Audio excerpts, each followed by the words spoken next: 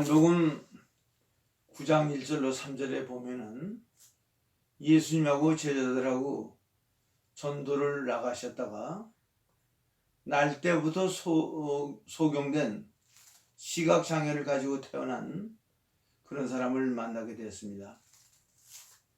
이 사람에 대해서 제자들은 예수님, 이 사람이 시각장애를 소경이 된 것은 이 사람이 잘못해서 이렇게 됐습니까? 아니면 그 부모가 죄를 져서 이렇게 됐습니까? 이렇게 예수님에게 질문했을 때 예수님의 답변은 이 사람이나 그 부모가 죄를 지은 것이 아니라 이 사람을 통해서, 이 시각장애를 통해서, 이 어려움을 통해서 하나님이 하실 일이 있어서 그렇게 됐다고 말씀을 하셨습니다. 이 요한복음 9장 3절이 예수님의 시각장애에 대한 예수님의 시각, 관점입니다. 우리가 사는 이 세상에 여러 가지 고난도 많고 시련도 많고 어려움도 많고 장애도 많습니다. 그럴 때에 우리는 그 장애를 만났을 때에 예수님의 제자들과 같이 이 사람이 잘못해서 이렇게 됐습니까? 또 그 부모가 잘못해서 그렇게 됐습니까? 하는 그런 시각으로 보면은 문제가 하나도 풀리지 않고 더 어려움이 중첩될 수 있습니다. 그러나 그 경제적이든지 자녀를 통해든지 몸의 질병을 통해든지 여러 가지 시련이 올 때에 제자들과 같이 이 사람이나 그 부모가 죄를 져서 이런 일이 있다고 생각하면 그건 답이 없고 해결이 되지 않습니다. 예수님과 같이 요한복음 9장 3절에 예수님과 같이 이 사람이나 그 부모가 죄를 져서 그런 것이 아니라 이 사건을 통해서, 이 시련을 통해서, 이 어려움을 통해서 하나님이 나타내실 영광이 있고 하나님이 하실 일이 있어서 그렇게 됐다는 관점으로 보면은 어떤 시련과 고난이 와도 절대 신앙에 손해보지 않고 진보의 기회로 삼을 수가 있습니다. 위기라는 말이 있는데 위는 그 위험하다는 뜻입니다.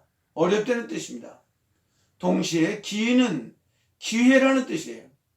위기는 어려움, 위험만 있는 것이 아니라 그것이 정말 점프하고 자라나고 성숙할 수 있는 귀한 다시 없는 기회라고 생각하는 것입니다. 우리도 이렇게 살다 보면 많은 시련과 어려움을 당하고 저 본인이 원하는지 원치 않던지 많은 시련을 당할 때 우리는 예수님과 같이 요한복음 9장 3절을 우리에게 주신 말씀으로 생각해서 이 사람이나 그 부모가 죄를 져서 그런 것이 아니라 이 사건을 통해서 우리 가정에 이걸 통해서 이 시련을 통해서 하나님이 나타내실 영광이 있고 하실 일이 있어서 그렇다고 생각하면 우리는 절대 시련 앞에 좌절하지 않고 낭망하지 않고 모든 걸 감당할 수 있는 그런 사람이 될 수 있습니다. 우리 하나님은 이사야 43장 19절에 보면 새 일을 하시는 하나님이라고 그랬습니다. 광야에 길을 내시고 사막에 강을 내셔서 이리와 타조들로 하여금 그 물을 먹게 만드시고 하나님을 찬양하게 하신 그런 하나님입니다. 하나님이 모든 걸 하시기 때문에 우리는 어떤 경우를 당해도 낭망하지 말고 좌절하지 말고 우리는 진보의 기회로 점프하는 기회로 삼는 슬기로운 하나님의 사람들이 다 되기를 하나님께서 소원하십니다. 감사합니다. 기도하시겠습니다.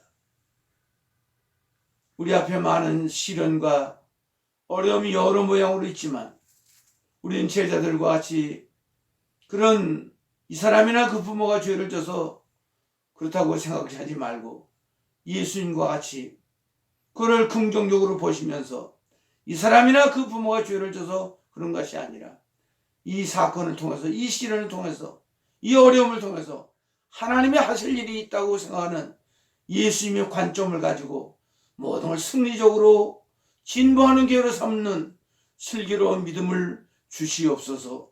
예수님의 이름으로 기도하옵나이다. 아멘.